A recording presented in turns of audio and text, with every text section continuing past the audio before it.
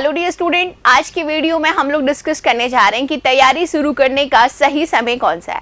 अगर हम इसमें बात करें तो हम लोग आज डिस्कस करने जा रहे हैं कि AE-JEE की अगर हम तैयारी कर रहे हैं, वो भी अगर हम 2025 की बात करें तो किस तरीके से हम लोगों ने कब हमने तैयारी स्टार्ट करनी चाहिए और कौन कौन सी अपॉर्चुनिटीज हमारे पास है, और उसमें से भी हम एग्जाम को सेलेक्ट कर सकते हैं कि इस एग्जाम के लिए अगर हम पूरी तरीके से डेडिकेशन के साथ अगर हम तैयारी करते हैं तो डेफिनेटली हम लोगों को सिलेक्शन जरूर देखने को मिलता है। ठीक है, तो आज की इस पूरी वीडियो में हम लोग अच्छे से डिस्कस करेंगे कि कौन कौन सी अपॉर्चुनिटीज हमारे पास है, किस तरीके से आप तैयारी को स्टार्ट कर सकते हैं और किस तरीके से आप अपना सिलेबस को कंप्लीट कर सकते हैं और क्या स्टेप्स होने चाहिए बेसिकली एग्जाम को क्रैक करने के लिए। तो देखिए, इस सब को जानने के लिए आपने पूरी वीडियो को जरूर देखना है, राइट। तो जैसे कि आप लोग थंबनेल में देख पा रहे हैं, AE-JEE एग्जाम 2025 तैयारी शुरू करने का सही समय कौन सा है। तो देखो, इसमें हम लोग बात करें तो सबसे पहले हम लोग बात कर रहे हैं सेकेंड ईयर स्टूडेंट्स की।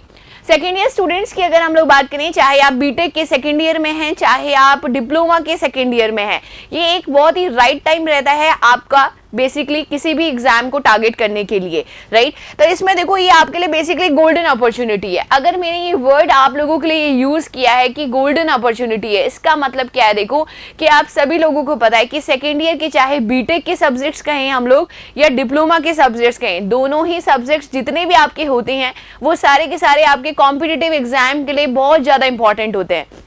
अगर आप डिप्लोमा में हैं या चाहे आप बीटेक के सेकेंड ईयर में हैं और आप अगर अच्छे से उन सब्जेक्ट्स को बहुत अच्छे से आप प्रैक्टिस करते हो या आप उन सब्जेक्ट्स को बहुत अच्छे से पढ़ते हो तो डेफिनेटली इसका फायदा आपको कॉम्पिटिटिव एग्जाम में देखने को मिलेगा। जैसे कि आप सभी लोगों को पता है कि डे बाय डे अगर हम लोग कहें तो कॉम्पिटिटिव एग्जाम में अगर हम कहें या कॉम्पिटिशन की अगर हम बात करते हैं तो डे बाय डे बहुत ज्यादा इंक्रीज कर रहा है। इसका यही है कि बच्चे काफी अवेयर हैं, ठीक है। आप अपने साथ वालों को भी देखोगे काफी अवेयर हैं, सेकेंड ईयर से ही तैयारी शुरू कर दे रहे हैं, जिससे कि फाइनल ईयर तक जब वो पास आउट होते हैं देन उसके बाद एग्जाम देना स्टार्ट करते हैं तो डेफिनेटली उनका एग्जाम क्रैक हो जाता है। तब हम वहां पर ये कहते हैं कि 6 महीने में एग्जाम क्रैक हो गया या 1 साल में एग्जाम क्रैक हो गया, जबकि वो 6 महीने साल भर की मेहनत नहीं, साथ ही साथ ये मेहनत है कि सेकेंड ईयर से ही बच्चे ने क्या करा है, पढ़ाई करना स्टार्ट कर दिया है। इसीलिए मैं आज की वीडियो में आप लोगों को बताने जा रही हूँ कि किस तरीके से आपने अभी से ही मेहनत करनी स्टार्ट कर देनी है। तो देखो, सेकेंड ईयर स्टूडेंट के लिए गोल्डन अपॉर्चुनिटी है। देखो क्यों मैंने ये बात बोली है, क्योंकि आपके सारे सब्जेक्ट्स कॉम्पिटिटिव एग्जाम में आते हैं और सारे सब्जेक्ट अगर कॉम्पिटिटिव एग्जाम में आते हैं तो आज से अगर आप पढ़ना स्टार्ट करते हो तो डेफिनेटली आप एग्जाम को क्रैक कर ले जाओगे। देखो, मेहनत तो हमें आज से करनी पड़ती है, बाद में चाहे उसका फल आप लोगों को 6 महीने साल भर कभी भी मिले, लेकिन मेहनत तो आपको आज से ही करनी पड़ेगी। तब जाकर आपको लगेगा, तब जाकर हम कह सकते हैं कि फल आपको जल्द से जल्द मिल सकता है। ठीक है, आगे देखो, अगर हम नेक्स्ट बात करते हैं, नेक्स्ट हम बात कर रहे हैं थर्ड ईयर स्टूडेंट्स और पास आउट स्टूडेंट्स की। अब देखो, थर्ड ईयर स्टूडेंट्स और पास आउट स्टूडेंट्स के लिए अगर मैं कहूँ तो आप सभी लोगों को पता है कि 6-7 मंथ तो आपको चाहिए 6 to 7 मंथ आपको चाहिए भाई तैयारी करने के लिए, ठीक है। क्योंकि 6-7 मंथ में तो आप ये मान लो कि आपका सिलेबस ही कंप्लीट होता है। उसके बाद तो आपको पता है कि टेस्ट सीरीज देनी है, आपने क्वेश्चंस की प्रैक्टिस करनी है, PYQ बहुत अच्छे से लगाने हैं, तब जाकर आप एग्जाम को क्रैक कर पाओगे। क्योंकि आप सभी लोगों को पता है कि काफी स्टूडेंट पहले से ही मेहनत कर रहे हैं, तो आपने ये अवेयरनेस अपने पे भी रखनी है, जिससे कि आप भी आज से लग जाओ मेहनत करने के लिए। तब जाकर आप देखोगे कि आप एक बहुत अच्छा स्कोर कर पाओगे। और जिस तरीके से कट ऑफ जा रही है उस तरीके से आप ये भी समझ सकते हो कि आपको बहुत अच्छे से मेहनत करनी पड़ेगी, तब जाकर मेरिट लिस्ट में आपको अपना नेम देखने को मिलेगा, राइट। तो देखो, इसमें मैं बात कर रही हूँ कि थर्ड ईयर स्टूडेंट और पास आउट स्टूडेंट तो एकदम सीरियस हो जाएं। जैसे सेकंड ईयर स्टूडेंट्स के लिए तो मैंने कहा कि वो अपनी जो उनकी पढ़ाई चल रही है उसके साथ साथ वो अच्छे से तैयारी कर सकते हैं और गोल्डन अपॉर्चुनिटी है। बट थर्ड ईयर स्टूडेंट के लिए तो कोई चांस ही नहीं है कि वो ना करें तैयारी, उन्होंने आज से स्टार्ट कर देनी है। क्योंकि देखो, आपको पता है कि 6 से 7 महीने का टाइम तो आपको कंटेंट को प्रिपेयर करने में लग जाएगा कि पढ़ना क्या है एक्चुअल में एग्जाम के लिए, ये भी तो बहुत ज्यादा जरूरी है। अदरवाइज आप देखोगे तो सिविल इंजीनियरिंग में इतने सारे सब्जेक्ट्स हैं और बुक्स देखोगे तो इतनी सारी तो बुक्स ही अवेलेबल हैं, लेकिन आपने उनमें से इंपॉर्टेंट कंटेंट को पढ़ना है जहां से एग्जाम की डिमांड है, जहां से एग्जाम आपसे पूछ रहा है क्वेश्चंस, ठीक है। आगे देखो, अगर हम नेक्स्ट बात करते हैं तो अब मैं बात करने जा रही हूँ कि कौन कौन सी आपके पास अपॉर्चुनिटीज हैं, ठीक है। सबसे बड़ी बात तो होती है कि हमारे पास कौन कौन से अवसर अवेलेबल है। अगर अपॉर्चुनिटीज हमको दिखाई देती है तो कहीं ना कहीं हम पढ़ाई भी उतनी ही बेहतरीन ढंग से करने लग जाते हैं। और सिविल इंजीनियरिंग के लिए तो हम कह सकते हैं कि बिल्कुल भी निराशाजनक बात है ही नहीं। आप देखोगे गवर्नमेंट सेक्टर पूरी तरीके से सिविल इंजीनियरिंग के लिए ही डेडिकेट है। इस बात को मैं इसलिए भी कह पा रही हूँ कि आप देख रहे हो SSC JEE में हमेशा वैकेंसीज जो आपकी रहती है बेसिकली सिविल की ही रहती है। ऐसे आप किसी भी गवर्नमेंट डिपार्टमेंट में देखो कि सिविल इंजीनियरिंग सबसे फर्स्ट प्रायोरिटी की आपकी ब्रांच है। तो आपको तो ये है कि बस आपने तैयारी बहुत अच्छे से करनी है, तो देखो आप डेफिनेटली सिलेक्शन मिलेगा ही मिलेगा। आगे देखो अगर हम बात करते हैं तो देखो एसएससी जेई के तो आप सभी लोगों को पता है कि हर साल इसमें वैकेंसीज देखने को मिलती है। आप लोगों को हर साल एग्जाम कंडक्ट होता है, 1 साल का पूरा प्रोसीजर रहता है और 1 साल के पूरे प्रोसेस में आपको ज्वाइनिंग भी देखने को मिल जाती है। तो आप इस पे बहुत ज्यादा ट्रस्ट कर सकते हैं। अगर आप इस एग्जाम को टारगेट कर रहे हो तो डेफिनेटली जेई के और भी एग्जाम्स आप कहीं ना कहीं टारगेट हो पा रहे हैं। आगे देखो आरआरबी जेई भी देखो अब आने के पूरे चांस है और आती भी है। देखो 2-3 साल में ये वैकेंसीज हमें जरूर देखने को मिलती है। आगे देखो स्टेट जेई की अगर हम बात करते हैं तो ये तो आपको पता ही है कि स्टेट सर्विसेज की अगर हम बात करें तो ये भी देखने को मिल ही जाती है हर स्टेट में अलग अलग तरीके से, ठीक है। तो मतलब अगर हम बात करें तो आपके पास अपॉर्चुनिटीज जो मेनली अपॉर्चुनिटीज है। बाकी तो देखो अगर हम बात करें तो कुछ पीएसयूज हैं जो डिप्लोमा के स्टूडेंट्स, बीटेक के स्टूडेंट्स को लेते हैं, जैसे कि टीएसडीसी, एनएचपीसी जेई, ये सारे के सारे हैं, ठीक है। और भी बहुत सारे हैं, डीडीए जेई, ठीक है, ये बहुत सारे। लेकिन जो मेनली मैं आपको बताना चाह रही हूँ तो उसमें आपका एसएससी जेई, आरआरबी जेई और स्टेट जेई हमारा बेसिकली रहता है। आगे देखो अगर हम नेक्स्ट बात करते हैं तो अब क्या स्टेप्स बेसिकली हमने फॉलो करने चाहिए। हमने जान लिया कि हाँ ठीक है, अगर आप सेकंड ईयर में हैं तो तैयारी स्टार्ट करनी है, थर्ड ईयर और पास आउट है तो बिल्कुल सीरियस ढंग से अब आपने तैयारी करनी स्टार्ट कर देनी है। बट जानना ये जरूरी है कि क्या क्या स्टेप्स हमें देखने को मिलेंगे। तो हम कहते हैं कि सबसे पहले तो आप सिलेबस को जानो।